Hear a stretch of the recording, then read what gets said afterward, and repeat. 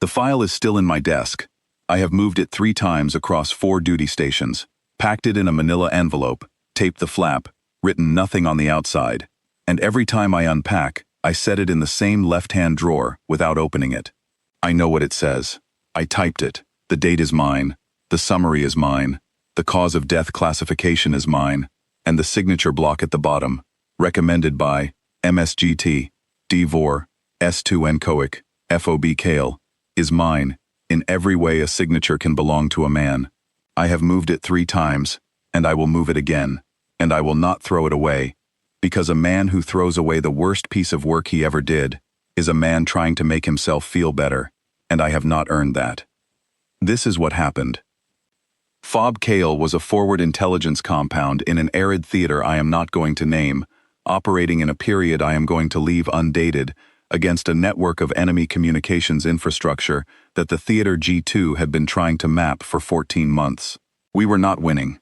We had good satellite coverage, reasonable signals intercept capacity, and a very capable staff of analysts, and we were still 14 months behind on a problem that should have taken 6. The compound was not a failure by any standard I could have articulated at the time.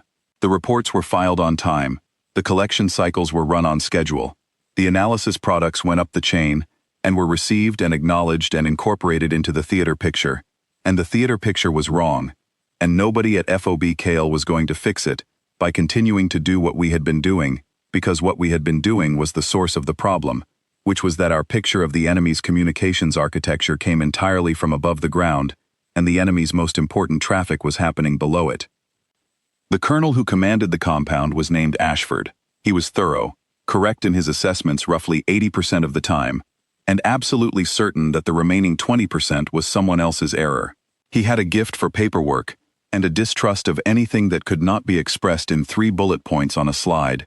He ran a clean operation. I respected him. I drafted his correspondence, maintained his files, briefed his staff, and believed, for a long time, that his version of the world was the accurate one. That belief was not stupid.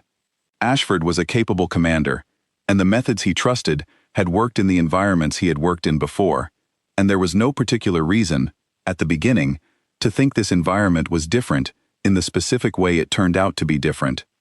The reason I say all of this is not to excuse myself or him. It is because the failure I am describing was not dramatic. It was the kind of failure that looks exactly like correct procedure until the moment it doesn't. The asset who would become Pale Thorn arrived at FOB Kale in a support convoy on a Thursday afternoon, listed on the manifest as an intelligence liaison attached to our section for a temporary duty rotation. Her cover was a signal analysis role. Her actual file, the one with the classification tabs, was in a sealed envelope that went directly from the convoy commander's hand to mine, and from mine to the colonel's desk, and from the colonel's desk into his locked drawer without being read. That was the first time I did nothing when I should have done something. I was following procedure. The procedure was correct.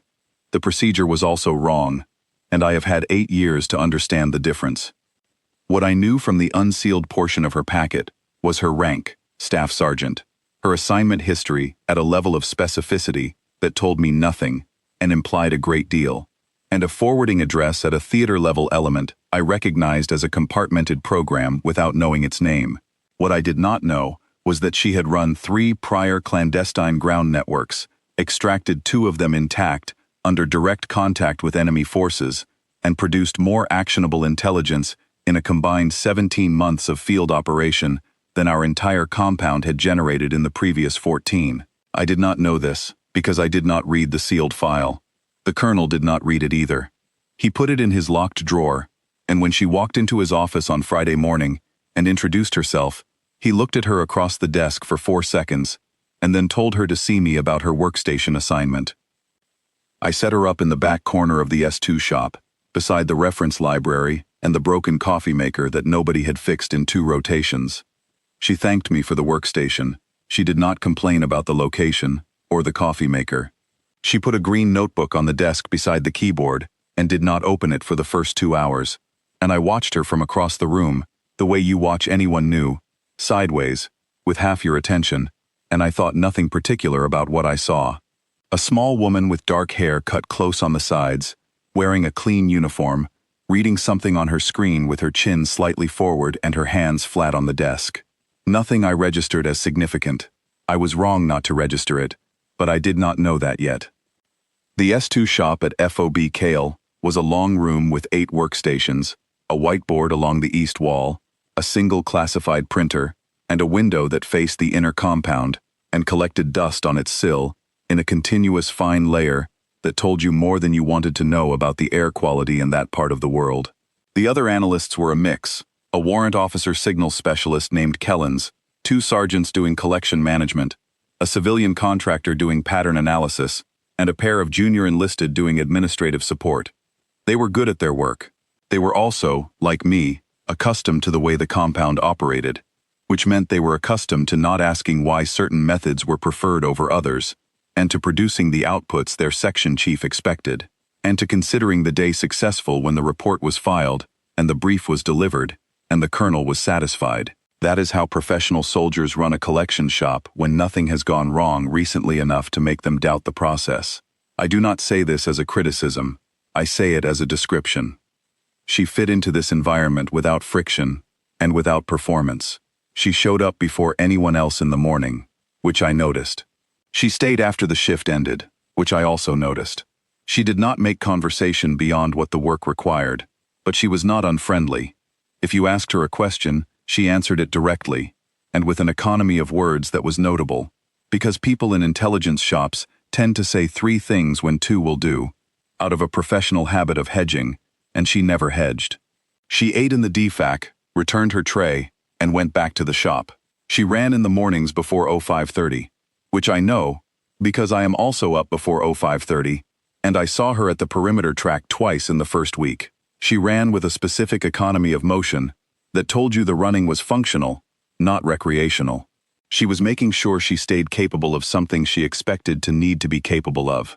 I thought that at the time, and dismissed it, because we were in an intelligence compound, not a forward operating base, and the thing she was keeping herself capable of was not, as far as I understood our mission, on our list.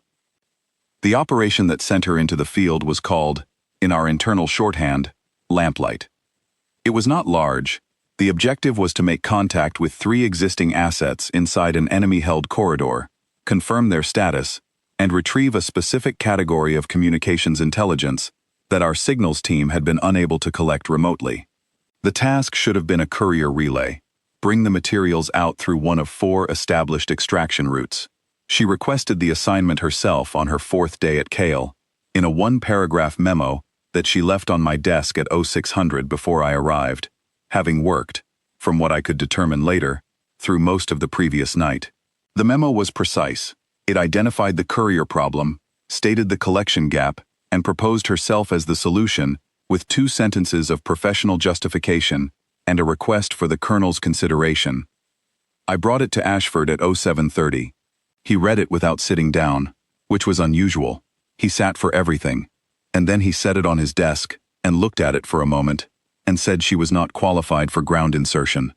I said I had not read her sealed file and did not know her qualifications. He said her rank was staff sergeant, and her assignment history showed 2 signals billets and a support rotation, and that the corridor in question had been assessed at a threat level that required an experienced ground operator. I said I could pull the file and check. He said that was not necessary, and that I should tell her the request was denied, and she should focus on signals analysis support. I told her. She received it with a nod. She said she understood, and she went back to her workstation and opened the green notebook and wrote something in it and closed it again. I did not ask what she wrote. I went back to my desk. The operation window opened the following week, and we sent a signals intercept package instead, and it missed the target, and we got nothing, and the 14-month gap in our intelligence picture got a week longer. She requested the assignment again 10 days later. The memo was 2 paragraphs this time. The first paragraph described, with specificity I found uncomfortable, exactly why the signals approach had failed and what the structural gap was. The second paragraph was a clean operational proposal. She had done route analysis, constructed a notional timeline, and identified a contingency extraction point I had not seen in any prior planning document, which, when I checked against the terrain data, was not only valid, but substantially better than the routes we had been using. I read that memo 3 times before I brought it to Ashford, and I thought, for the first time, that she knew something we did not know, and that we should find out what. Ashford read it in 45 seconds. He said the contingency route was outside the approved corridor, and therefore not authorized. He said he appreciated the analysis, and she should brief the signals team on the collection gap she had identified. He said he would have someone look at the alternate extraction point for future planning. Nobody looked at the alternate extraction point. The signals team received her brief on the collection gap and incorporated her analysis into a revised collection plan that also failed because the structural problem she had identified was not a signals problem, and she had said so in the memo, and Ashford had read that part and not answered it. I drafted his response to her brief. It thanked her for the analysis. It said no further action was required at this time. I typed the words. I did not tell him I disagreed with them. That is the second time I did nothing when I should have done something. She came to my desk 3 weeks into her rotation and asked if she could see the unsealed portions of the lamplight operational file. I walked her through the S2 shop to the filing cabinet and unlocked it and pulled the binder and handed it to her. She stood at the filing cabinet and read it in the way she read everything, chin slightly forward, completely still, nothing moving except her eyes, and when she was finished, she thanked me and handed it back. I was about to return it to the drawer. Then I did something I am still glad I did, which was small enough that I am not going to take much credit for it. I asked her what she thought. She said, "The window closes in 9 days. After that, the courier risk doubles and the extraction risk triples. The assets will hold for another cycle after that, probably. Then they won't." I asked how she knew the assets would hold. She said she couldn't tell me that. I understood then that she knew who they were. Not from our files, from somewhere else. From whatever was in the sealed file I had never read and had been in Ashford's locked drawer for 3 weeks.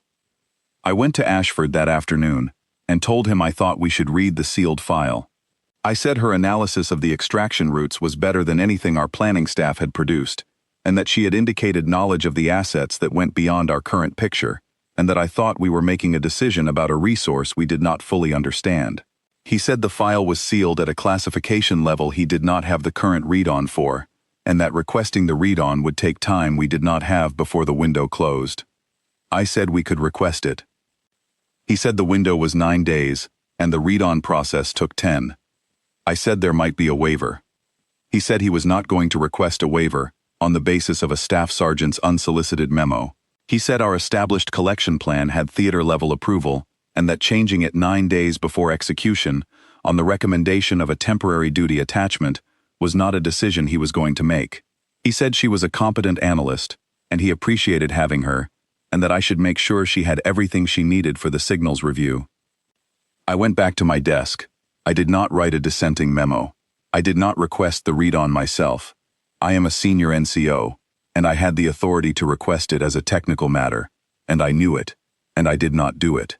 I have thought about the specific reason many times, and I have never found one that satisfies me. The best I can say is that I believed he was probably right, the way I had always believed he was probably right, and that the habit of that belief was stronger than the specific evidence in front of me on that particular afternoon. That is not an excuse. It is just what happened. The window opened. Our collection plan went in. It missed again, and this time, I did not know this on the day, but the after-action record makes it clear. The miss was observed by the enemy, which told them something about our collection posture that they did not have before, and which compromised the signal environment for the assets in a way that accelerated the timeline of their exposure. She came to my desk the next morning. She had her green notebook. She set it on my desk, not to show me, just to have it nearby, and she said, "They're going to be moved. I have 4 days." I asked who was going to be moved. She said she couldn't tell me that. She said she needed the colonel to authorize the insertion, and she needed it today. I looked at her across my desk, and I made a calculation. The calculation was, the colonel will say no, and she will be frustrated, and I will feel bad about it, and there will be nothing to show for it, because the window on the original operation has closed, and the Theater G2 has accepted our revised collection timeline, and there is no near-term operational driver for a ground insertion. That was the calculation I made. It was a reasonable calculation by any measure I know how to apply to a situation like this one. It was also completely wrong, because what I was not calculating was that she was correct, and that her correctness was not hypothetical. I brought her to Ashford's office at 0900. He listened to her for 7 minutes. I timed it, because I had nothing else to do in that room except stand there and watch. She spoke without notes. She described the assets situation with a precision that told me she had sources I could not identify, and she described the extraction window with a specificity that told me she had done the root analysis again, probably the night before, probably by herself, in the back corner of the S2 shop beside the broken coffee maker. When she finished, she looked at Ashford across the desk, with a stillness I have only seen in people who have been in very bad situations and learned to stop fighting their own nervous system. Ashford said, "Staff Sergeant, I don't have authorization to send a lone operator into that corridor without an established extraction package and a quick reaction force on standby, and I am not going to ask Theater Command to approve that on a 4-day timeline based on intelligence I cannot source." She said, "Sir, I am the source." He said, "I understand that. What I don't have is your file." She said, "You have had my file for 6 weeks." He said, "Your sealed file, Staff Sergeant." She said nothing to that. There was nothing to say to it, and she knew it. And I think she had known for 6 weeks that this was the wall she was going to hit, and that it was going to hit her exactly as the window closed. She looked at the desk for 2 seconds. Then she looked up at Ashford and said quietly and without accusation, "Understood, sir," and she walked out. I followed her into the hallway. I said her name. She stopped. I said I was sorry. She turned around and looked at me, and what I remember, and I have thought about this a great deal, is that her expression was not angry, and it was not hurt. It was specific, and clear, and very tired. She said, "The assets will be moved in 4 days. If they move them before they can get out, they die. So will their families." She paused. She said, "If you find a way to open the file, open it," and she walked back to the S2 shop. I did not open the file. I told myself it was not mine to open. I told myself the colonel had made the call, and my job was to support the decision, not to relitigate it. I told myself these things in the precise language of a man who knows he is telling himself things, and I went back to my desk, and I typed a routine administrative summary for the evening report, and I went to the DFAC for dinner, and I came back and checked my messages, and by the time I got to the S2 shop the next morning, her workstation was cleared. Not empty, cleared. The notebooks were gone. The keyboard was at an angle that told me someone had used it recently. The pen that had been beside the mouse was gone. On the desk there was a single sheet of paper, folded once, with my name on it in her handwriting. I opened it. It said, "I'm going in. I will return in no more than 30 days. The extraction point I identified in the second memo is correct. If I am not back in 32 days, the contingency assets are safe to approach at the following grid."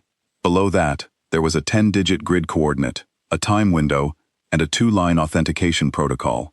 At the bottom she had written, "Do not file me. I'm coming back." I stood in the S2 shop with that piece of paper, and I stood there for a long time. Then I did something I am still not certain I was right to do. I went to Ashford's office, and I gave it to him. He read it once. His expression did not change. He said, "She has gone into the field without authorization." He said, "That is an unauthorized insertion into a denied area. We have an obligation to report it to Theater Command and to initiate a casualty investigation." He said, "I am sorry, Sergeant Vore. Draft the paperwork." I said, "Sir, she said she's coming back." He said, "Unauthorized personnel in that corridor have a recovery rate of approximately 0 after 48 hours. You know that." I did know that. It was true. It had been true for the previous 14 months. I said, "She also said she knows the extraction route, and she has been right about the route every time she's said anything about the route." He said, "Draft the paperwork, Sergeant." I drafted the paperwork. I typed her name in the cause of death field as hostile action, probable. I typed the date. I typed the summary. I typed my name in the recommendation block. I printed it, and I signed it, and I carried it to his desk, and he countersigned it, and it went into the system at 1400, on the third day after she walked out of FOB Kale's perimeter wire, alone in the dark. The compound went on. That is the only way to describe the next 27 days. The compound went on. Morning brief, afternoon report, evening update, signals review, analysis cycle, repeat. We had 2 operations in the corridor during those days. Both missed. One missed because of the collection posture problem she had identified in her second memo, which we had not corrected. The other missed for a different reason, which I will not detail, but which also connected to a structural gap she had flagged in the lamplight file review, which we had also not corrected. The specific mechanics of how both operations failed are less important than what they had in common, which was this. Each one assumed that the information we had from above the ground was sufficient to work from, and each one was wrong about that in exactly the way she had said we would be wrong. The first missed window cost us 3 days of repositioning. The second cost us a collection opportunity that did not recur. The imagery analysis was good. The signals intercept was good. The analysis was professional, and the briefs were well formatted, and the Theater G2 acknowledged receipt on schedule. And none of it got us into the corridor any further than we had been in the previous 15 months, because we were doing above-ground work against a below-ground problem, and we had declined to send the one person who had done this kind of work before. I did not say this to anyone. I thought it every morning when I formatted the daily report, and every evening when I checked the collection logs. I thought it when I passed her cleared workstation in the back corner of the shop, and when I fixed the broken coffee maker on day 8, because there was nobody left who was going to complain about it, and fixing it gave me something specific to do with my hands. At the morning brief on day 19, the Theater G2 sent a message asking why our collection rate in the corridor had declined for the 3rd consecutive cycle. Ashford drafted a response. I formatted it. The response was 3 paragraphs and contained no mention of a staff sergeant who had walked out into a denied area 17 days earlier, carrying a green notebook and leaving a grid coordinate on a folded piece of paper. I kept the folded piece of paper. Before I handed the original to Ashford, I had made a copy. Not by regulation, just by reflex, the way a man whose job is documents keeps the things he is not ready to let go of. The copy lived in my top right desk drawer, under a signals analysis binder. On the mornings when the compound's atmosphere felt most like a place that had decided something and locked the decision, I would reach into that drawer without looking and feel the edge of the paper, just to confirm it was still there. I did not take it out often, but I knew it was there. And knowing it was there was a different thing from what I would have felt without it. The other analysts in the section did not mention her. That was professional. It was also, I recognized in the 3rd week, something else. The particular silence of people who had absorbed a piece of information and were waiting to see what it meant before they attached a response to it. Kellens, the warrant officer, worked his signals section with the same methodical competence he always brought to it. The collection managers managed. The civilian contractor analyzed patterns. Nobody said her name. Nobody said, I told you so, because nobody had.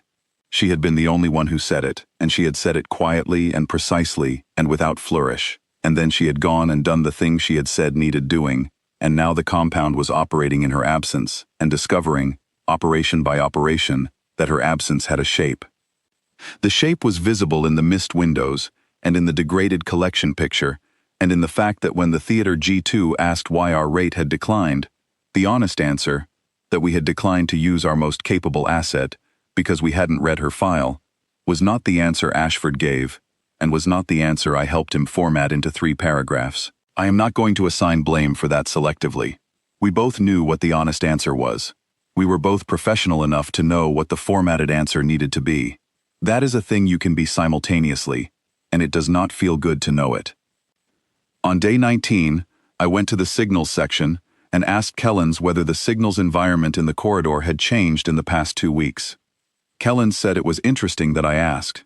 He said there had been a pattern of secondary traffic suppression in the eastern subcorridor that he didn't have a good model for. He showed me the data. It was not dramatic. It was the kind of signal environment change that could have 3 explanations, 2 of which were routine and 1 of which was not. The one that was not routine was consistent with a ground operator actively managing the traffic pattern of 3 human assets to prevent exposure. I looked at that data for a while. I did not say what I was thinking to Kellens. I thanked him and went back to my desk and sat down and thought about the 10-digit grid coordinate I had memorized from the paper in my drawer. I thought about it for 2 days before I went to Ashford. On day 22, I went to his office, and I said, I would like to request that the casualty determination be held pending further review. He said, on what basis? I said, the signals environment in the eastern subcorridor has changed in a way that is consistent with active ground management. He looked at me for a moment. He said, consistent with. I said, yes, sir. He said, Sergeant Vore, if you are suggesting that an unauthorized, unsupported operator with no extraction package and no QRF has maintained clandestine ground operations for 22 days in a corridor we assessed at maximum threat, I am going to tell you that this assessment is not supportable. I said, I know that, sir. He said, then what are you asking me to do? I said, wait, sir, just wait. He looked at me for a long time. He had the expression of a man running the numbers on something he does not want to run the numbers on, because the numbers are not going where he wants them to go. He said, you have 7 days. If there is no further evidence, the file closes. I went back to the signals section every morning for the next 7 days. The eastern subcorridor traffic pattern continued. It did not resolve into anything unambiguous. It was exactly the kind of signal that a thorough analyst would note in a margin and a thorough commander would decline to act on. But it was consistent, and consistent in a way that had a geometry to it, a spacing and a rhythm that looked less like background noise every time I looked at it. Each morning, I compared the new intercept data against the pattern Kellens had identified, and each morning the pattern held, and each morning I went back to my desk and sat down and thought about the 7 days becoming 6, becoming 5, becoming 4, and about the file in the drawer, and about the 10-digit grid coordinate and the time window written below it. Day 30. The file was going to close the following afternoon. I spent the morning doing administrative work and the afternoon doing more of it, and at 2200, I went to my rack and lay on my back and looked at the ceiling. I thought about what it would mean if she was still out there. I thought about what it would mean if she wasn't. I thought about the 3 assets and the families she had said would die if the assets were moved before she could get them out. I thought about the way she had looked at me in the hallway when she said that. Level, factual, without dramatics. I thought about the 8 times I had not done what I should have done, and the 1 time, with the signal data and Ashford's 7-day window, that I had done something, and how the something I had done was not enough but was more than nothing, and whether I was going to stop at not enough or go one more step. At 2340, I got up and went to the S2 shop. I sat at her old workstation. I had not sat there since she left. The desk still had the same slight forward tilt to the keyboard she had preferred. I pulled up the terrain analysis software and entered the grid coordinate from the paper. The grid resolved on the screen to a point in the western end of the defile, where the drainage ran down from the ridge into the flat ground north of the wire. It was 3.4 kilometers from our perimeter. I looked at the point on the terrain model for a while, moving it in 3 dimensions, checking the drainage geometry, the slope, the concealment from the ridgeline. It was correct. It was exactly what she had said it was in the second memo, the one Ashford had read in 45 seconds and declined to authorize. The contingency extraction point was valid. It had always been valid. She had known it was valid because she had done the analysis, and we had not. I looked at the time window she had written on the paper. The window opened in 4 hours and 20 minutes. I did not go to Ashford's office. That is the honest account. I did not wake him. I did not write a memo. What I did was this. I sat in the S2 shop for 11 minutes, looking at the terrain model on the screen and at the time on the display in the lower right corner, and then I closed the model and stood up and went to find the compound security NCO. I told him I needed a vehicle and a driver at the north gate in 4 hours. He said, "Does the colonel know?" I said, "I'm informing him in the morning." That was not a lie. It was a careful arrangement of the truth, and I knew it, and I did it anyway, and I would do it again.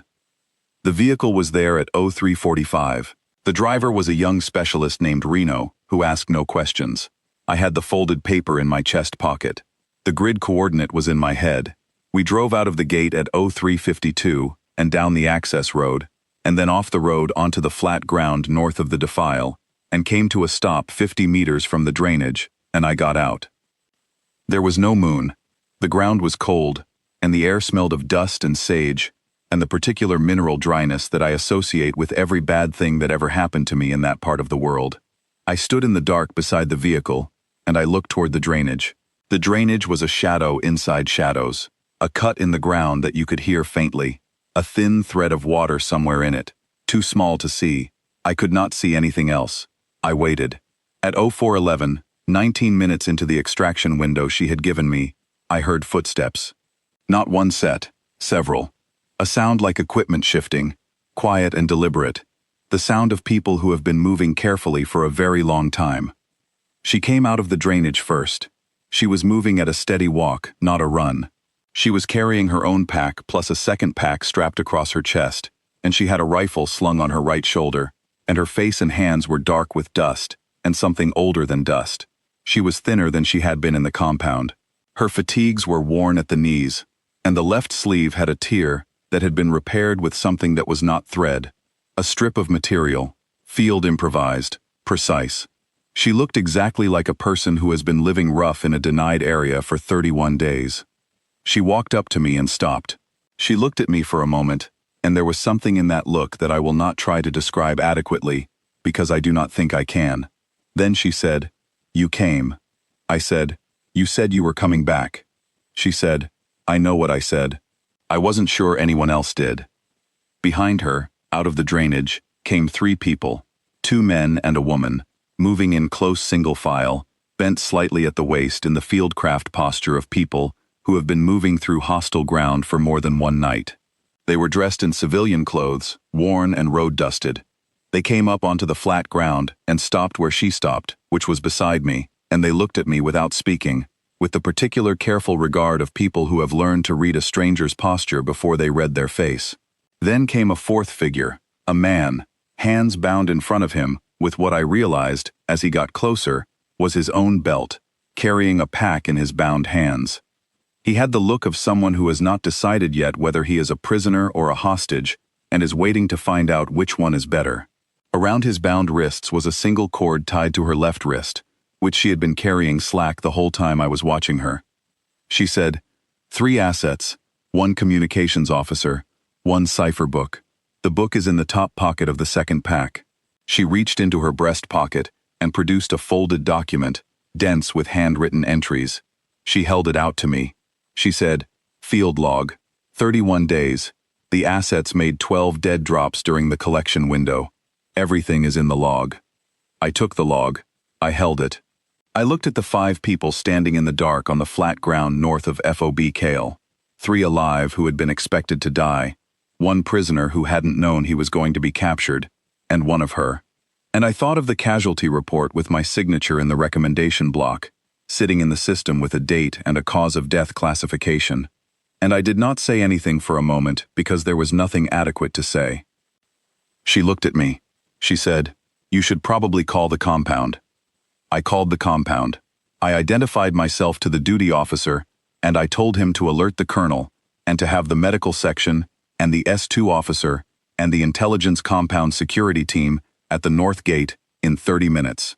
He asked why. I told him I had a situation. He started to ask a follow-up question, and I said 30 minutes, and I ended the call. The drive back was 11 minutes. She sat in the front seat beside Reno, who remained professional and silent in the manner of a young soldier who understands that something is happening that is above his pay grade, and who has decided that his job is to drive the vehicle correctly and not ask about the rest. The 3 assets sat in the back. The prisoner sat beside a compound security specialist who met us at the perimeter track. She sat in the front seat, with the second pack still across her chest and the rifle on her shoulder, and she said nothing the whole drive. She was looking out the passenger window at the flat ground, and the wire, and the lights of the compound coming up ahead, and her face in the ambient light of the dashboard was composed and still, the way it had always been composed and still, the way it had been composed and still, at Ashford's desk, and in the hallway, and at her workstation in the back corner of the S2 shop. She looked like someone who has been solving specific problems for 31 days and has not yet had time to stop. and that is because that is what she was. Ashford was at the north gate. He was dressed, and he was alone, which was not what I had expected. I had expected him to bring his aide, or his S2 officer, to have someone beside him when this happened, and he had not. He was standing just inside the gate, under the light, and when the vehicle came through and stopped, he walked to it and opened the passenger door himself and looked at her. She got out. She was carrying the rifle and both packs and the field log and the cord end from her left wrist, and she stood in front of Ashford at the gate of Fob Cale at 0426 on the morning of day 31, and she looked at him, and she said nothing. He looked at her for a long moment. Then he looked past her at the assets filing out of the back of the vehicle, and at the prisoner, and at the security team. He looked back at her. His face did something I am not going to try to describe precisely, because I do not have the right words for what happens to a man's face when something he decided was finished turns out to be anything but. It is not embarrassment, and it is not relief, and it is not simple shame, though it has elements of all three. It is the expression of a man doing math on something he had stopped counting, and finding the total is different from the one he entered into the file. He took a step forward. He did not reach for her. It was not that kind of step. It was the step of a man covering a short distance between one understanding of a situation and another, and finding that the physical act of crossing it is the only thing available to him. He stopped 2 feet from her. She was still carrying everything, both packs, the rifle, the log, the cord from her wrist, and she was looking at him with the same direct attention she had brought to everything she had ever said or done in his presence, which included every memo he had declined and every briefing he had redirected, and the 7-minute conversation in his office, during which she had told him exactly what was going to happen if he did not act, and had been correct. He said, "Sergeant." She said, "Sir." He said, "Are you injured?" She said, "No, sir. Nothing that needs anything tonight." He said, "The assets?" She said, 3, all ambulatory, all in need of medical assessment and processing. The prisoner is a communications officer, enemy second echelon. He has been cooperative since day 19. The cipher book in the pack is current. The field log covers 31 days and contains the full collection from 12 dead drops during the collection window. He said nothing for a moment. The gate light hummed above us. The 3 assets stood in a cluster by the vehicle, watching. The prisoner stood with the security specialist's hand on his arm, looking at the ground. She stood in front of Ashford with both packs, and the rifle, and the cord still attached to her wrist, looking at him with the same steady attention she had brought to everything. He said, "Get yourself to medical." She said, "Sir, the log needs to go to the S2 officer tonight. The collection from the dead drops is time sensitive. There is a communications window closing in." She checked her watch. 4 hours and 18 minutes. If we can position a collection package against the target frequencies in the log, before that window closes, we will get the materials we have been unable to collect for 15 months. He looked at her. He said, 4 hours. She said, "Yes, sir." He said, "Go to medical first. I will have the S2 officer briefed from the log." She said, "I should brief him, sir. Some of the entries require explanation." He said, "Then brief him from the medical section." She said, "Yes, sir." And she looked at me and held out the field log, and I took it, and she walked toward the medical section with both packs still on her, and the rifle on her shoulder, moving at the same steady walk she had come out of the drainage with, as if 31 days and 31 nights in an enemy corridor were a thing that a person absorbed and then continued forward from, which is, I have come to understand, exactly what they are, if you are who she was. The briefing happened in the medical section starting at 0500. The S2 officer, a captain named Reyes, sat beside her bed with a notepad while she read entries from the field log and explained them. I sat in the corner. The medical technician did what he needed to do, checked her for the things you check for after 31 days in the field, dehydration and exposure, and a half-dozen other things I watched him assess with a practiced efficiency that matched her own. And she answered his questions and continued briefing Reyes between his questions, not because she was indifferent to the medical process, but because she understood the 4-hour window and what it contained and what it would cost to miss it again. At 6:11 Reyes left with the log and made the call to theater signals. The collection package was positioned against the target frequencies at 0643. The window closed at 07:14. The materials retrieved in that 71-minute window were, per the Theater G2's own after-action assessment, more actionable intelligence than the compound had produced in the previous 15 months combined. That assessment was written 6 weeks later. I have a copy of it. I did not need the copy to know the number was right. At 06:20, while Reyes was making his call, she was lying in the medical section with an IV in her left arm, mild dehydration, minor abrasions from 31 days of movement through rough ground, nothing that required anything more than rest and replacement fluids, and I was sitting in the corner on a folding chair, and she said, "You came to the grid." I said, "I did." She said, "I wasn't sure you would." I said, "You told me not to file you." She closed her eyes for a moment. The IV dripped. The medical section was quiet, the way military facilities are quiet at 06:20, which is a specific quietness that comes from people who know a long day is coming and are resting while they can.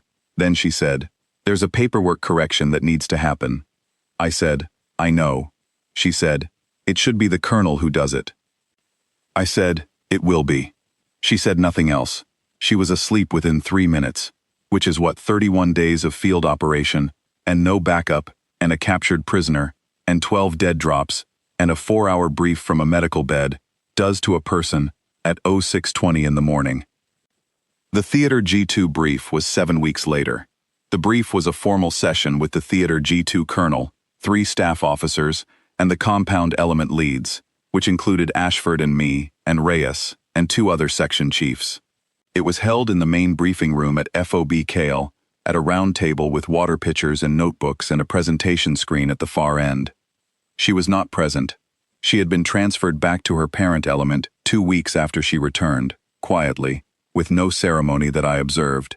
The last I saw of her was the morning after the medical section briefing.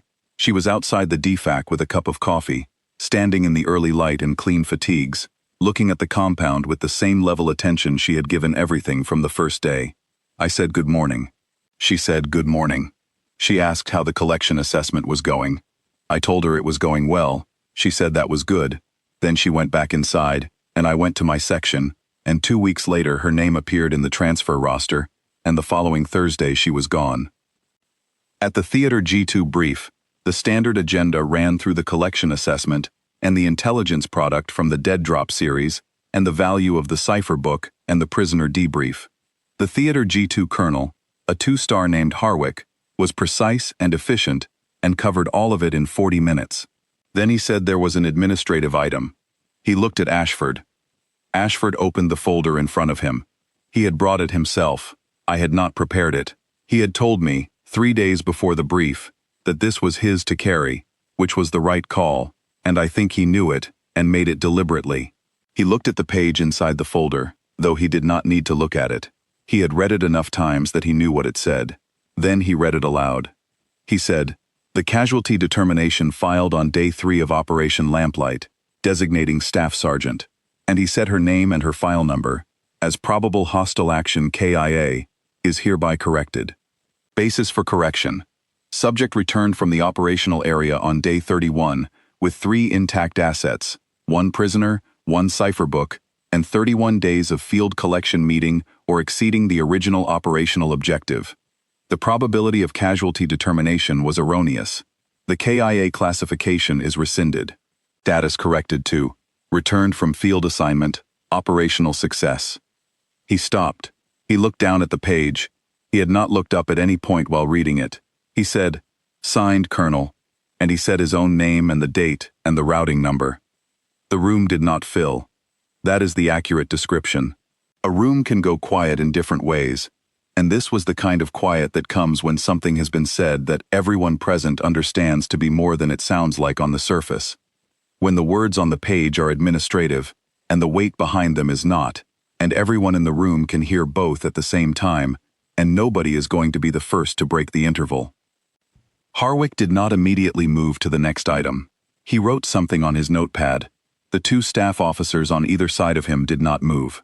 Reyes was looking at his own notebook. I was looking at Ashford. Ashford looked up from the folder. He was looking at the middle distance, not at anyone in particular. He was looking at the space between the water pitcher in front of him and the presentation screen at the far end of the room, which is the distance a man looks at when he is not looking at anything and does not want anyone to know that. He was a thorough man, and a careful man, and an intelligent man who had made a decision on insufficient information, and had been, in the precise technical sense, wrong. He was sitting in a room full of people who now knew it. His face was still. He was not going to let it be otherwise, and I think he was right about that. There are things you carry in a certain way, and not another way, and the carrying is part of the accounting. Harwick said, "Thank you, Colonel." Ashford said, "Sir." The brief continued. 2 more agenda items. The session ended at the scheduled time. People picked up their folders and walked out of the room, the way they always do, with the brisk movement of people who have other things on their schedule and are ready to get to them. I was the last to leave. I stood up from my chair, and I picked up my notebook, and I looked at the briefing room for a moment. The round table, and the water pitchers, and the presentation screen, and the empty chairs, and the place where Ashford had sat with his folder open, and his voice going through those sentences twice, stopping each time at the same clause, the one that said what the erroneous determination had been, and what it had gotten wrong. Then I walked out. The corrected casualty report went into the system that afternoon. I formatted the routing. It was not the work I am most proud of, but it was necessary work, and I did it correctly, and if there is something to be said for that, then that is what I have to say for it. The file is still in my desk. The manila envelope contains 2 things now: the draft casualty report with my name in the recommendation block, and the copy of the note she left on the workstation. Do not file me. I'm coming back. 31 days is a long time in a denied area, with 3 assets who were supposed to be moved, and a collection window that was closing, and no extraction package, and no QRF, and no one coming for you. It is a long time to hold a network together under conditions our threat assessment said were unsurvivable. It is a long time to maintain the operational discipline that produces a field log with 12 documented dead drops in readable, coherent entries that a signals officer can brief from at 0500 after a month in the field. It is a long time to keep your nerve without anyone knowing you are keeping it, which is the specific thing nobody gives you credit for, because nobody knows to give it.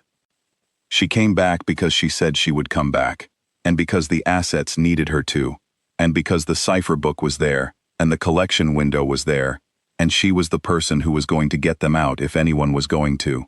She came back because she was the kind of person who looks at the problem in front of her and solves it and does not require anyone's permission or acknowledgement to do so. She came back with no extraction package and no QRF, and no one who knew where she was except a senior NCO who had her grid coordinate in a desk drawer and was not sure, until day 30 at 2340, whether he was going to act on it. The only thing she asked of me, in a note on a cleared workstation at 0600 on the morning she went in, was that I not file her before she got back. I almost didn't make it to the grid. I want to be clear about that, because the honest account requires it.